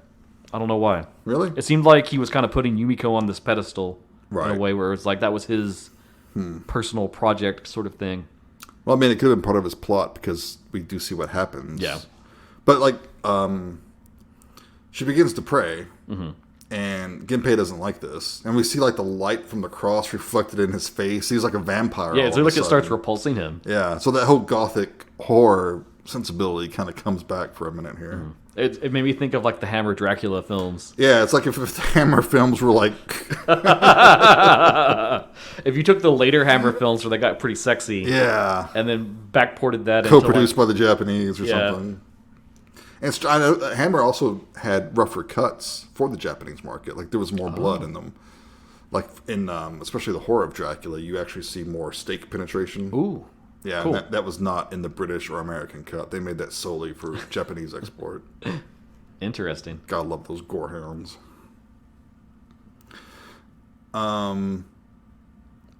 But ultimately, Genpei soldiers on. Yeah. And he doesn't give up. And this is an interesting scene, I thought, not for the rape, of course, but as he starts to do that, we get Tatsuya's perspective, and he has a really weird look on his face as he's watching this. Yeah. And it made me think that, again, this is kind of the third recreation of that original inciting incident.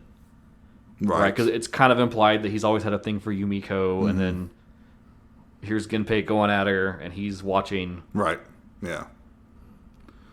It's like the same thing that happened to his mother playing out again. Which I think at one part in the film he even says, "You're a lot like my mother." I think so. Yeah. But we see that Tatsuya is wearing that metal mask. Yeah, it's sat there all film and looked fucking badass. Yeah. He finally dons it. And hangs his father. Yep. He like puts a rope around his neck, and he's got another pulley, and he just jerks it, and she sees him crying, tears coming from behind the mask, and she says that she loves him.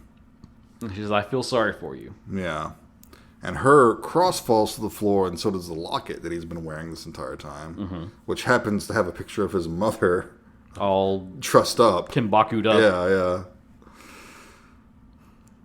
And yeah, they proclaim their love for one another, and then they actually have like consensual romantic sex. And I think I'm going to say this: I think this is the steamiest sex scene of all the films we've watched for this blog. It is, but because of the censorship, it's like using like household items like chairs or whatever to block things. I get that, but like there's a scene where she's filleting him, right? But she's like. Well, they've actually done this several times in the film where it's like they cup it with their hands. Right. Yeah. So it looks like she's just like sucking an invisible dick or something. I think my favorite one was they have this thing where it's like pulled back and you're like, you've got a piece of furniture in the way. And then as it pans up, they make it like camera blur just enough for the part where you would have seen the genitals before the camera raises up. Right. And then you can't see it anymore. Yeah. It's just so funny. So yeah, they have wonderful actual romantic sex. Yeah. That was not rape for once finally. And the next morning, he wakes up and she's gone. But he finds a note. Yeah, she left a little letter. And here's where we get like the most insane plot drop. Yeah, it's out of nowhere. So in this letter, she asks for his forgiveness, and she states that in truth, I've actually already betrayed God long ago. And she says that when she was much younger, her father guided her into having sex with him, and he's been using her all these years. So that's where I put the pin in them dancing, because knowing that when you go back and watch it, you can tell there's a weird chemistry between them in that moment. Yeah, I mean, there definitely isn't really enough foreshadowing of this. It does kind of come out of nowhere. I think so, but yeah, that's the one spot where it's like once you know it, you can see it, but you can't really see it the first time through. Right. She reveals that she always wanted to marry Tatsuya, that he was the love of her life, but she knew that she would never be able to be with him because of her father. And she says, in truth, she's always had the Star of David, and it's been this burden that was put on her by her father. Yep. And she says that you can tell the cops that, you know, Ginpei attacked me and I killed him and then killed myself. Yep. That way you're free of everything and they won't be blamed for anything. And he goes down to the basement and she has hanged herself. And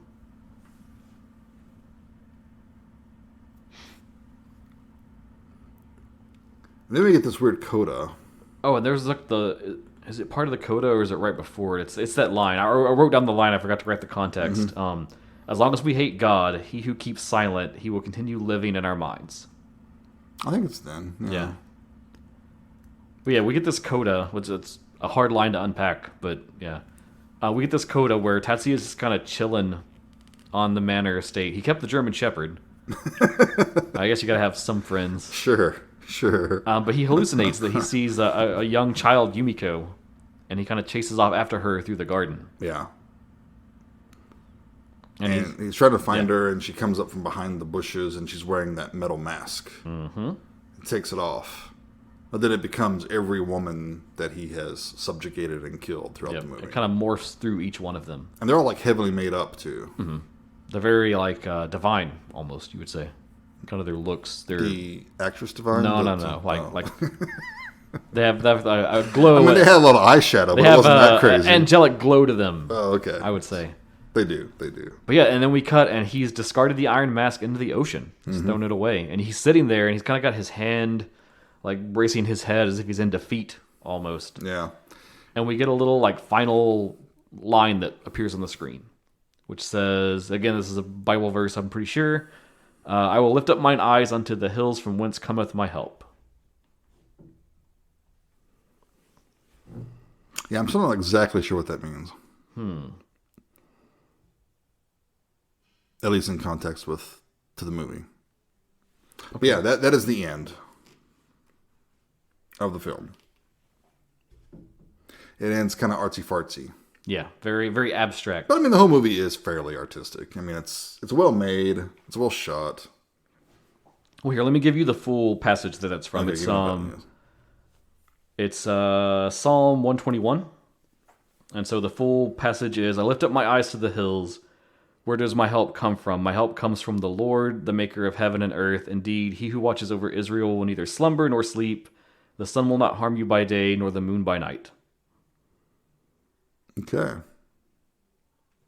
So what do you think? What was your inference of this ending as a whole? Let's start there. It is very abstract. I think he might actually be feeling some remorse to some degree. So I think the setup is in his challenge to her, which is who is going to win, the God in you or the devil in me. Yeah. And I think in this final sort of very twisted reveal and act of her, she sort of broke his predilection on this whole like weird Nazi ideology thing he's obsessed with. Yeah, he was actually able to have a real physical relationship with her without, subjugating her and actually experience real love, I guess. And to me, the implication was he has this remorse now and is probably going to choose a different path in life. I hope so. Now, does he deserve to? That's a different question. Oh, that's right. Yeah. I mean, if you're talking about Christian theology, everyone can be forgiven. True. But crimes on earth, not so much. Yeah. So, that was a movie. It was quite the movie. You got any fun notes or anything to lay on us? Oh, there's not a lot of good history out there about it. Yeah, I couldn't find a lot either. So I want to talk about a few general things before we get into like our final thoughts. So I want to talk about some tonal film connections that this links up with. Mm-hmm. Some I thought of that were like there's either like visually similarities or plot concept similarities. So from Mario Bava, I wanted to mention Hatchet for the Honeymoon. Mm-hmm. That you've got all those same elements of like the big Gothic manor and again like the family secret and all of that going on. In the Folds of the Flesh by Sergio Bergonzelli. Mm-hmm. Kind of in that same vein, same setup. And then in the realm of just these Nikkatsu films, there's actually another Roman porno that had this sort of World War II like Nazi ideology focus with Fairy in a Cage, which we had mentioned before. Oh, yes. From 1977, directed by O'Hara from Zoom Up Rape Site. And that starred Naomi Tani, who we saw in Flower and Snake. Okay. But there was one film I really wanted to focus on a ton because it's a very popular one for me. And that is by Emilio Maraglia, The Night Evelyn Came Out of the Grave. Okay, yeah, that's one I still have not watched. So this one has a ton of, like, I guess, if you wanted to, like, this would be a great double feature with this film, I think, because it has the same setup of, like, it does, like, veer way more into giallo, but you've got this main character, he's got something weird psychologically going on in his head, and after his wife dies, he starts abducting these women, taking them back to his big Gothic manor estate, and he has this, like, secret dungeon where he sort of whips and tortures them. Mm-hmm. It's really a lot of the same, like, setup and hook. Okay. It's just where this one just like veers full tilt into the like erotic torture thing. Mm-hmm. Evelyn veers into being like a giallo thing where actually there's some sort of secret plot going on behind his back.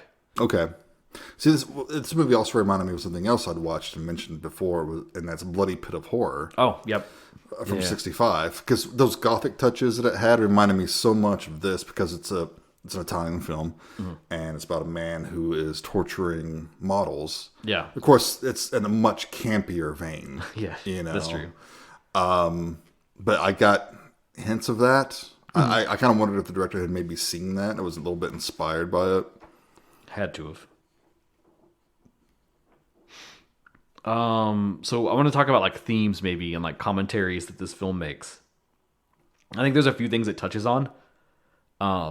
One of the obvious ones is sort of like the excess of wealth and how that can corrupt people. Sure. Clearly, part of the reason that Tetsuya even goes down this road is that he's so filthy stinking rich. He's able to, yeah. There's no way he can be stopped because he just has so much money he can throw at everything. Right. Obviously, it's almost like rich people get away with crimes for like years and years. Yeah, it's almost like even in '79 we knew this, and now it's no better. Yeah. Obviously, there's some commentary about the whole like subculture of idolizing Nazism, that sort of thing. Yeah. Never a good path to Never a good path to take, as this film If you find yourself sympathizing with the Nazis, you're on the wrong side. I'm sorry. And apparently some reviews and like commentaries on the film have talked about this, and you touched on it very early on. I think at least part of the film, there's supposed to be this theme about the complacency of Japan. And when I talk about that, I mean like with regard to like atrocities that have happened during war and stuff, because what you brought up, Unit 731, that's never even mentioned in the film, nor focused on. I'm sure the populace didn't really even know about Unit 731. And there's no way in hell the government was going to tell them about it.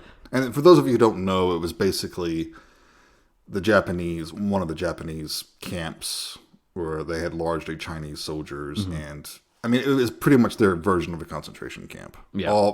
So many horrible things happen there. If you have the stuff well, Jason, it was all for science. You know, they right. had the answer to the big questions, like if I saw two kids in half and stitched them together, can they get up and walk around? Right, sure. You know, these things need to be known. If you have the guts for it, the Constitution, you can watch Man Behind the Sun. Yeah, Men Behind the Sun. Yeah, which is all about Unit 731. Very extreme. Yeah, on the it's extreme scale. very Yeah. extreme. It's like pretty much as far as it gets. Also, live animal deaths. Yeah. Allegedly, they deny it, but their effects weren't that good. Yeah, and they use real cadavers for scenes. It's but yeah, rough but powerful. Right. And I feel like it's weird because it's coming from the villain, but he touches on that a little bit when he's commenting on June, right? He's like, "Oh, this pop star, this fake world that we're creating, that everything's good and nice and fine. Right. There's nothing bad going on in the world. That hypnosis for the masses or whatever. We're hypnotizing ourselves. We're denying the fact that we're all animals. We're all these beasts that can just do terrible things." Yeah. But I think that's a compelling idea, but I don't think this film like pushes. No, it doesn't on really explore that. And I think that's one of the faults of the movie is that it doesn't. There's not really a really good overarching theme, in my opinion. I think you would have had to have had a less ambiguous ending, which it tears me on it because I like that it's ambiguous. Sure. But again, like I think if you make it ambiguous, then you're losing some of like the tie up of the themes a little bit. So yeah, it never really follows like this whole Nazi infatuation and the whole pop idol sensation thing. Like it touches on these things and starts to explore, but then it just sort of deviates and does something else. So, but again, it's like we know why that happened, right? This is a Roman porno. Yeah, right. He's got like a number to meet and criteria to check off. So right. So to me, this movie doesn't succeed as well as the previous two we've talked about. I would agree. Yeah, because Zoom Up just had a great story that works. That could work without the whole Pinku aspect. Yeah, you know. And Flower and Snake was pretty funny. Surprisingly so. It works as a dark comedy, really, with some naughty stuff in it. This is pretty much all naughty stuff. It's well done. It's well acted. It looks great. But it just doesn't... It's starting to feel more like it's all about the sex. Yeah. And not more about the story. Which I don't know. Is that like criticizing a porno for having too much sex in it? You know, I mean, isn't that the point? They're supposed to be these sadomasochistic, you know. Well, again, I said it for Flower and Snake, and I'll say it for this one. A lot of these scenes I didn't really find too titillating. No. Again, I think that the actual like final scene where they make love and don't just right have weird torturous sex. Yeah. I thought that was pretty steamy, but sure. And I'm not going to, if people watch this and that's their kink, cool. I'm not going to shame that at all. But, right. Yeah, same here. Mm-hmm. And then, yeah, you're thinking, am I supposed to be aroused? Because it's like in Flower and Snake, right? It's not about the sex, it's about the humiliation. Yeah. But then here, it's like it's trying to do both almost a little bit. Right. Which then makes you feel weird. Yeah. Yeah. So, where'd you fall on this one? You picked it. It was a blind watch. It was a blind watch, yes. I did like it overall. Like, I never lost interest in it. I really kind of wished it veered more into those gothic. Like, I always kind of wondered if those were the peaks. Yeah, when we get the cool lighting, if that's like part of his fantasy version of what's going on, and it's kind of heightened and surreal. It doesn't really explore that. So that doesn't really come into play. I wish there was a bit more of that. For sure. To me, this is pretty average overall. I got to fall at 2.5. Oh, okay. Yeah, but that's really only because I just felt like at the end of the day, I don't know what this movie's trying to say. Okay. I mean, maybe I'm just missing it. I don't know. Mm-hmm.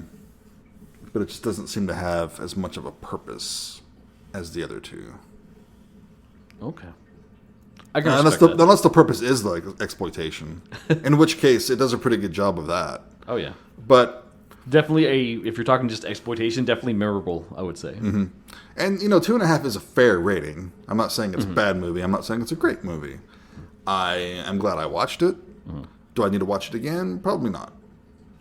How about you? What do you think? Okay, so when they reissue the disc, they can put on there, I fucking hate this movie, Jason, genre exposure. No, they can't put that on there. Oh, I'm just teasing. Yeah. So I really liked it a lot. Again, I think like thematically it was kind of like blending elements from the other two films we covered. So again, that's like, we talk about this all the time. We end up with weird like relations and through lines when we pick our weird films synchronicities that we don't plan for, which is always interesting. Like you said, I love all the gothic elements and tones that were used in this. I wish there was more. Yeah. I think when you lean more into that, and then if you tie up the ending, then it becomes like a great film, like legendary, like best of all. But they didn't, so it is what it is. But yeah, just the decrepit, decaying mansion and how that's almost a metaphor for his mental state. And sure. We got the secret torture dungeon where he's hiding all his deep, dark feelings. It's almost Poe-esque sometimes. He's got that family legacy that's bearing down on him, both the like genetic legacy of Ginpei being this rampant rapist killer, right, but then also the abuse and the dysfunctional family with the professor. Right. So that's all really cool. Liked a lot of the films that it felt like it was referencing again, the fact that it was leaning into like some Italian Gothic and Gialli-esque concepts. All the acting is super on point, really amazing, great performances. I agree with that. And especially all our leading ladies that he destroys across the film. They just give impeccable performances that I'm sure many people could never muster the energy to do. I like a lot of the themes that I talked about. It leans on this idea of the excess of wealth, the complacency of a nation, the ills of idolizing certain ideologies. But again, like you, I don't think they ever push to the point where that's like there's a big resounding like this is my thesis statement conclusion. Right. I like the ambiguous ending, but again, it's also in a way a part of the problem from everything else gelling together. Mm-hmm. So it is what it is, and I came down on 3.5. That's where I am. Wow. Okay. All right. Well, what did you give Flower and Snake? I gave it 3. Really? So you enjoyed this more than Flower and Snake? In a different way, but yes. Okay. Yeah. All right. Okay.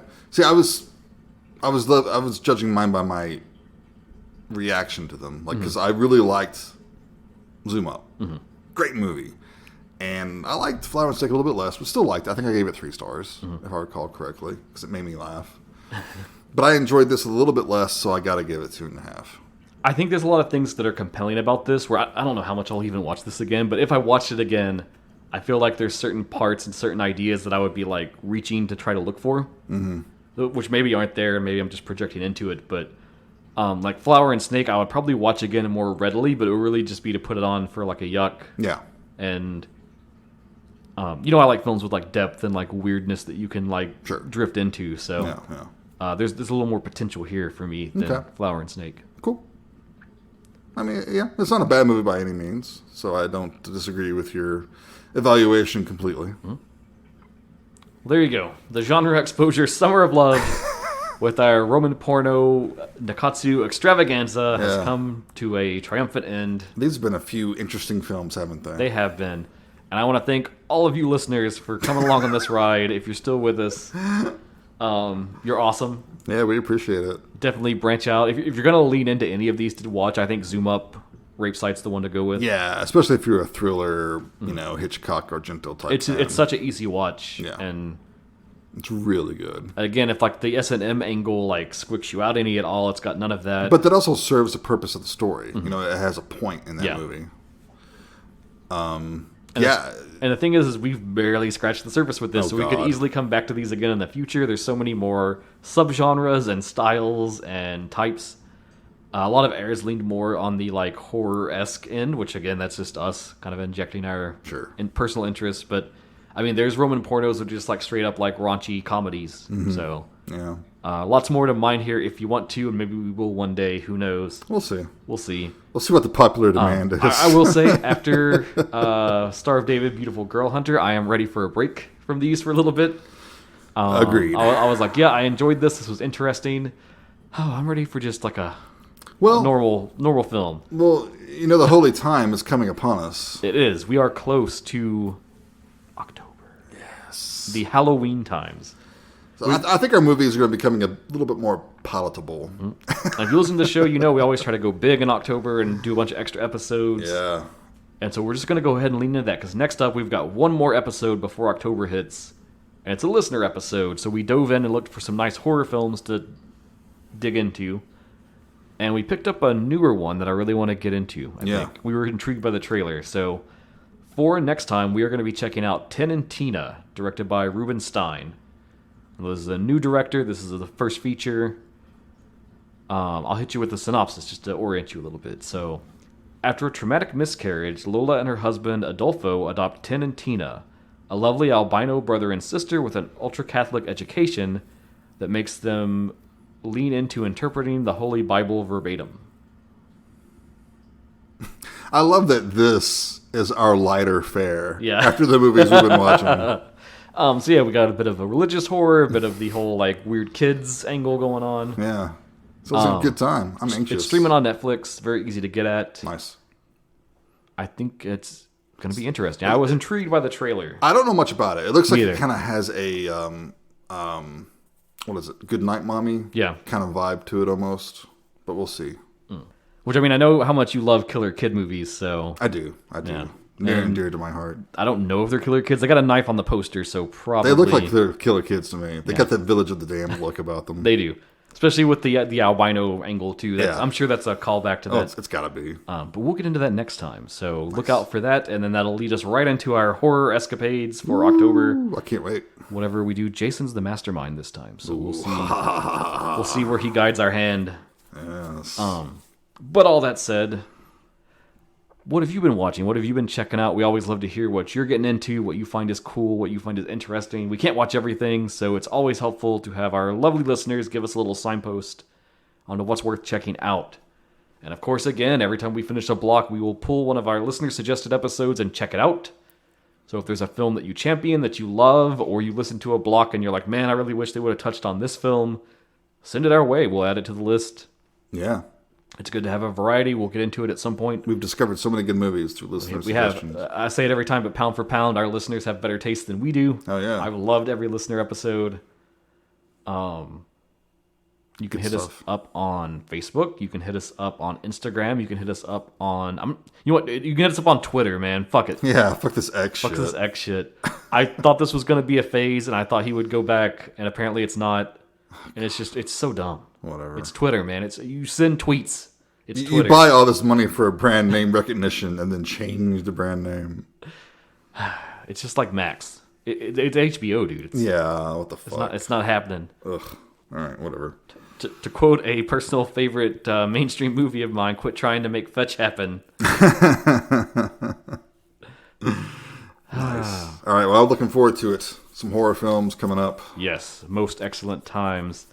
Oh, yeah, and you can email us at genreexposure@gmail.com. Yeah, please do. Pretty silent on the old email zone. Nobody these days, emails anymore. Yeah. But if you'd like to send us a missive with your long and detailed thoughts about something, that is the ideal place to do it. Put quill to parchment and mail it to us. Or that, yes.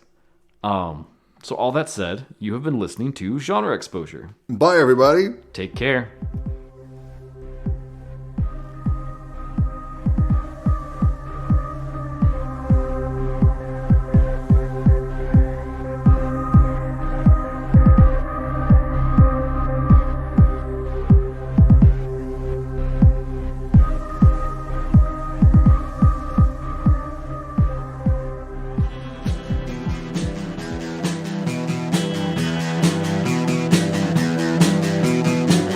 You're listening to the Prescribed Films Podcast Network, home to hundreds of hours of free podcast entertainment. The shows on this network all have a common goal, providing you with the best discussions about movies and other forms of entertainment media. The PFPN hopes to fill your earholes with audio joy. Visit our website with links to all the other amazing shows at www.thepfpn.com. Thanks for listening.